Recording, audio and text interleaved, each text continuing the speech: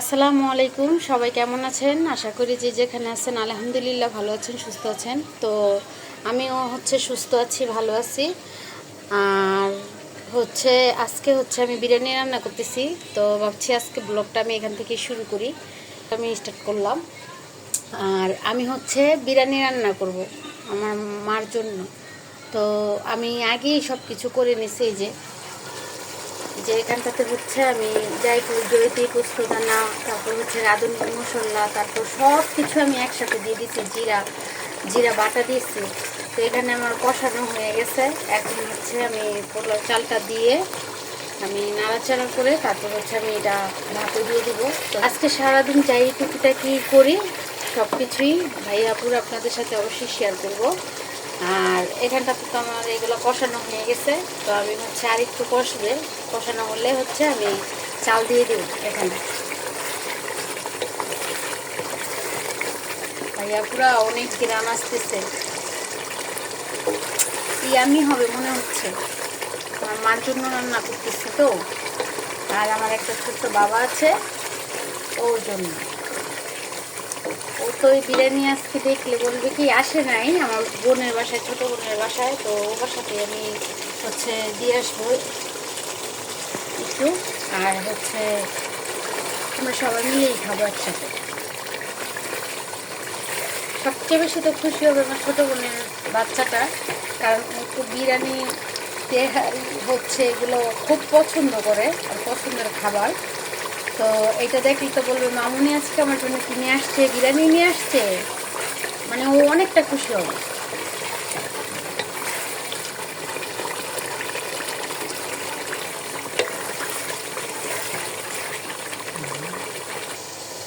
তো এখানে এই যে আমি এখানে ছোট আলু দিয়ে দিচ্ছি। কারা কারা পছন্দ করেন ভাইয়াপুরা বললেন তো অবশ্যই কমেন্টে জানান। আমার তো এই ছোট আলু দিয়ে বিরিয়ানি খেতে অনেক ভালো লাগে। তার জন্য আমি ছোট ছোট আলু কিছু দিয়ে দিচ্ছি। এই যে দেখেন তেলটা আবার উঠে আসছে। এখন আমি চালটা দিয়ে দিব। মাংস রান্নাটা আমার শেষ।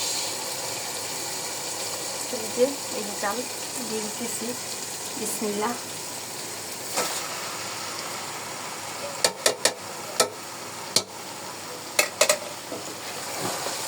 তো আমি একটু ভাজি করবো। এটা ভাজি করে আমি গরম পানি দিয়ে দিব। আর এখানে এই যে দেখাও ক্যামেরাটা, এখানে আমি এই যে কিছু কাঁচামরিচ নিয়ে নিয়েছি ঢিবে থেকে। এখন তো কাঁচামরিচের অনেক দাম, আর বলবো কি ভাইয়া পুরা এগুলো রাখছিলাম। আর এই যে এখানে সিমি মতো নিছি, কিছু অল্প করে নিছি। এই যে অল্প করে নিছি, তো এগুলো আমি সবগুলো দিয়ে দিব।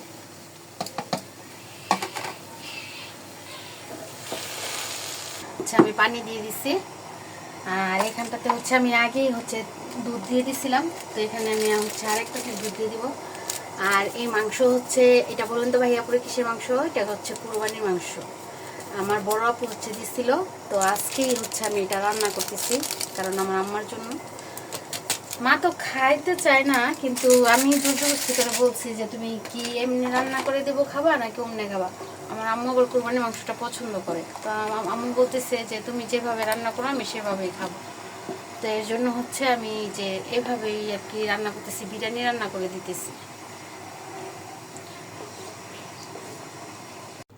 এই যে দেখাও আমার চালটা আরও ফুটবে। আমি পানিটা যখন একটু শুকে আসছে তখন আমি এখানে নিয়ে এসে দিয়ে দিছি কম দমে। কিন্তু এখন আমি এটা একটু নাড়াচাড়া দিয়ে দিব।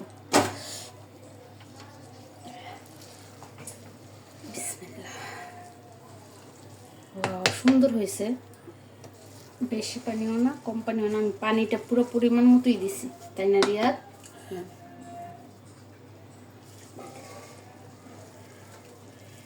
পড়িস না। তো যাই হোক, আমি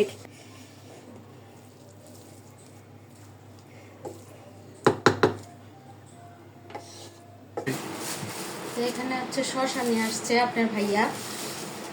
এই যে ভাইয়াপুরে এখন সব জিনিস দাম। এই শসা 120 টাকা কেজি নিয়ে আসছে। হ্যাঁ দেখেন, হাফ কেজি হবে না? শসা তো একটু বেশি। হ্যাঁ দেশি এটাই আনছে। হাফ কেজির একটু বেশি হবে। হ্যাঁ 120 টাকা কেজি শসা খেতে হচ্ছে আমাদের বাংলাদেশে, কিন্তু কিচ্ছু করার নাই।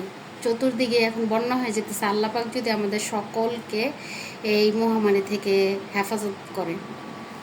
তো যাই হোক ভাইয়াপুরা, আমরা তো অবশ্যই দোয়া করি, আপনারাও করবেন, কারণ আপনারা তো আর বাংলাদেশের বাহিরে না, বাংলাদেশের ভিতরেই। এই তো তো যাই হোক, এই যে শশা আনছে, আমি এখন শশাগুলা কেটে নিব। তো যাই হোক, আমি তো বিরিয়ানি টিরিয়ানি রান্না করে আমার বোনের বাসায় চলে আসছি বিরিয়ানি নিয়ে। আর এখানে এসে দেখি আবার আমার বোন হচ্ছে মুরগি ভাজতেছে আমাদের জন্য। তো আজকে তো মনে করেন যে এক তো গরুর তেহারি খাচ্ছি, আর এখন মাংস কিন্তু ভাজতেছে যেহেতু, এর জন্য হচ্ছে খাবো। আর এখানটাতে হচ্ছে এই যে এখানটাতে হচ্ছে ম্যারিনেট করে ও আগেই রাখছিল। আর এখানটাতে হচ্ছে কচু রান্না করতেছে। কি দিয়ে রান্না করতেছে? ছোট ছোট চিংড়ি মাছ একটু। তাই চিংড়ি মাছের মাছের সাথে দিছি কচু। দেশি চিংড়ি। কচু তুই বাটা করছো? হ্যাঁ, সিদ্ধ করে ভাতে পানি ফেলে তারপর বাস ও বাইটা তারপর সব মশলা দিয়ে এখন তো পুরা লাগতেছে না যে মজকের মতো? এখন পুরো মজকের মতো লাগতেছে। দেখেন কত সুন্দর হয়েছে কালারটা।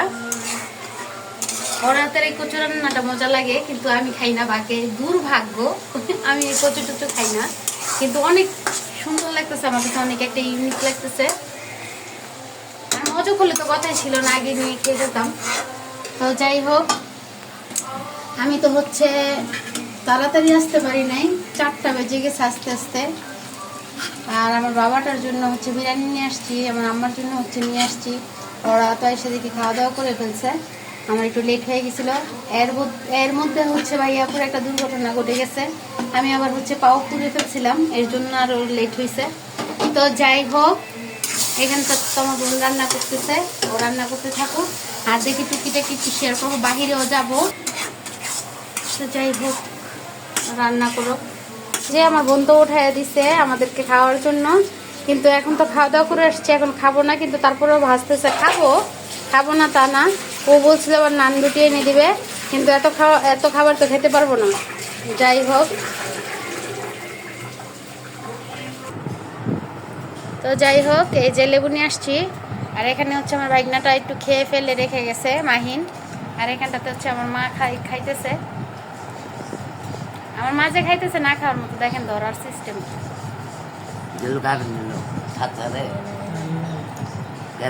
সবাই রে সাপতাছে, কেউই খাবে না, সবাই খাওয়া দাওয়া করে আসছি।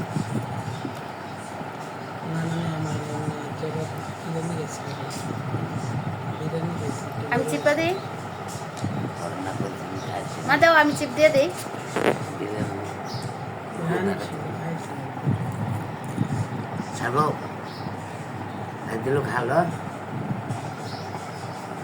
মানে আরেক বোনের সাপতেছে খাওয়ার জন্য। আরেক বোন তো হাতের ভিতরে ব্যান্ডেজ করে শুয়ে রয়েছে, অবস্থা খারাপ।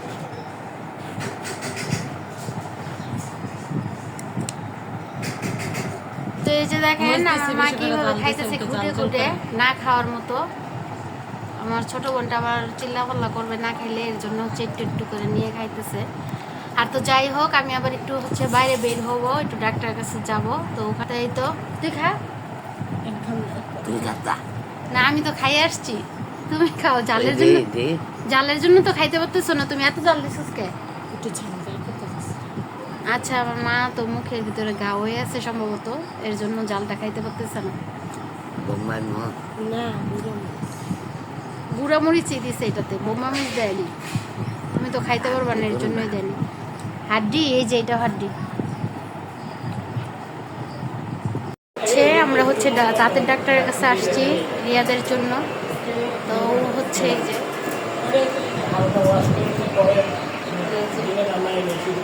ওরে হচ্ছে ডাক্তার দেখাতে যাচ্ছি, দাঁতের ডাক্তার দেখানোর জন্য। তো যাই হোক, আমরা তো আমার বোনের বাসা থেকে চলে আসছি। তো চলে আসার পর হচ্ছে এখন হচ্ছে আমি এই যে ওকে ডাক্তার দেখানোর জন্য, রাত্র হয়ে গেছে।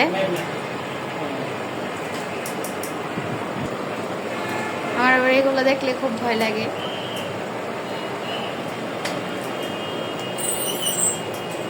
দেখেন এখানে কত কিছু রাখা আছে,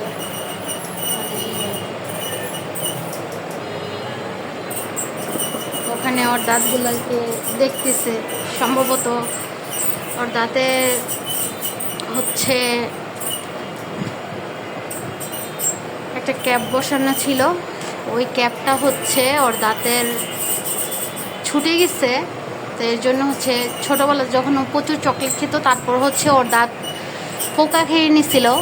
তো আজ থেকে 10 বছর আগে ওর দাঁতে হচ্ছে ক্যাপ বসানো হয়েছে। তো আজকে আবার 2 দিন যাবৎ ওর দাঁতের ব্যথা, ও কোনো কিছু খাইতে পারে না। তো এর জন্য হচ্ছে আমি ডাক্তারের কাছে নিয়ে আসছি। এদিক দিয়ে বোনের বাসায় একটু লেট হয়ে গেছে, আমার ওখানে নাস্তা পানি শেষ করছি, শেষ করে এখন সন্ধ্যাবেলা ওরে নিয়ে এই যে ডাক্তারখানা নিয়ে আসছি ওরে।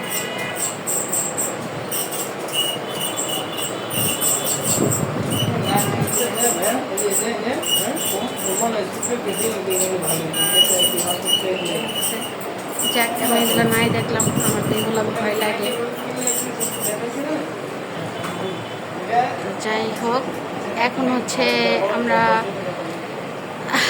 বাহিরে বের হয়ে যাব।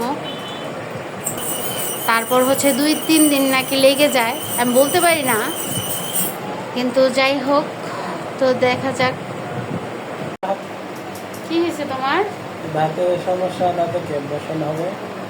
তার জন্য আসছো না? হ্যাঁ তুমি বুড়া হয়ে গেছো? হ্যাঁ, বয়স তো হয়ে গেছে ভালো। কয় বছর আগে তুমি এটা লাগিয়েছিল? 10 বছর আগে না? হ্যাঁ, এরকমই হবে, 8-9 বা 10 এরকম হবে। দেখেন, এই বয়সে ওর দাঁতের ভিতরে ক্যাপ লাগাই ফেলছে, আর তো বয়স পড়েই আছে। ক্যাপ কোনটি? এটা? এইটাই। এই যে এটাতে দেখেন, দাঁতের কালার হবে আর কি। মানে যেরকম দাঁতের কালার। তাই হ্যাঁ, শোনা, দেখেন কত যন্ত্রপাতি এখানে দাঁতের জন্য। আর ওর হচ্ছে এই দাঁতের মাপটা মনে হয় সম্ভবত আজকে হচ্ছে এই যে এই ক্যাপটার মাপটা নিবে, তাই না? হ্যাঁ, মুখে নিবে এটা নিয়ে। তোমার মুখে দিয়ে মাপটা নিবে আজকে। নেওয়ার পরে বড় ভাই একটা তারিখ দিয়ে দিব, কালকে পরশু বা আর 2-1 দিন পরে একটা তারিখ দিব, ওই দিন এসে লাগাই নিবে। ও আচ্ছা, তোমার তো আবার এইটাতে ভালো ইয়ে আছে, হ্যাঁ হ্যাঁ, আইডিয়া আছে। মামা ছিল আগে, মামা থেকে করতাম। কিন্তু আমার তো আবার এগুলোতে আইডিয়া নেই। আমার দাঁতের অবস্থা খারাপ বলতে, দাঁতটা ক্লিন করানো লাগবে, সেটাই আমি ভয়ে করাই না। আপনি তো ওয়াশ করে। হ্যাঁ, ওয়াশই তো। আমি এখানে শুইলে আমি এখানে এমনি শেষ। না, ধরে দিছি নাই চিকিৎসা করতে। তো যাই হোক, ভাইয়া পুরো সবাই ভালো থাকবেন, সুস্থ থাকবেন, আর আমাদের রিয়াদের জন্য দোয়া করবেন বেশি বেশি করে। অনেকটা অসুস্থ, আর এর আগের ব্লগও হয়তো বা দেখছেন, কিন্তু যাক, সবই আল্লাহ পাকের ইচ্ছা। তো যাই হোক, এই তো, আল্লাহ হাফেজ, আসসালামু আলাইকুম।